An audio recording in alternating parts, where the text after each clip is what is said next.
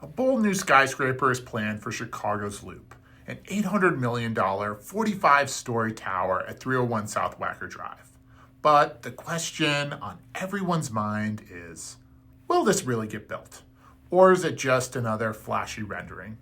Let's break it down. Hines isn't new to big bets. They already delivered on the Salesforce Tower just blocks away. That credibility matters. And the design is tailored to today's demands. Massive floor plates, built-in outdoor terraces, wellness spaces, lounges, and cafes. This office space is reimagined as a lifestyle hub.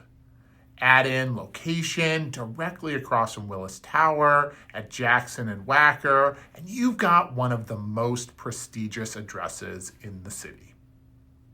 But the risks are serious. Loop vacancy rates remain above 20%.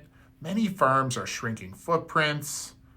And without massive anchor tenants pre-committing, this project can't necessarily move forward.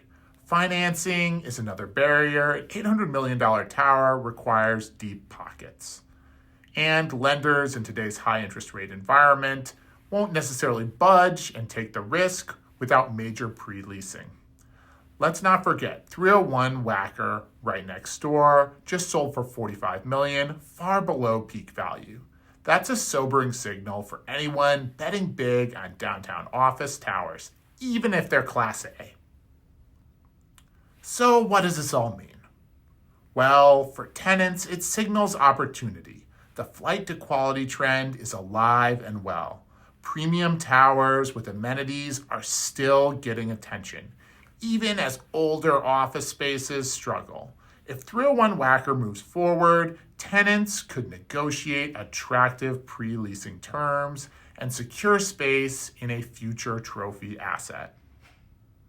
For landlords, it's a wake-up call.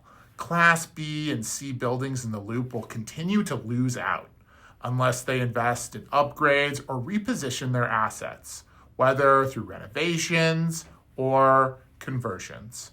The new project raises the bar on what tenants will likely expect in the market. And for the city and market as a whole, it's a mixed bag. On one hand, a new skyscraper would show confidence in Chicago's downtown, attracting jobs and tax revenue. On the other hand, it highlights the split between towers that thrive and towers that languish in obscurity, reinforcing the challenge of dealing with aging and underperforming office stock in the Loop. So, what's the verdict? Right now, it's a solid maybe.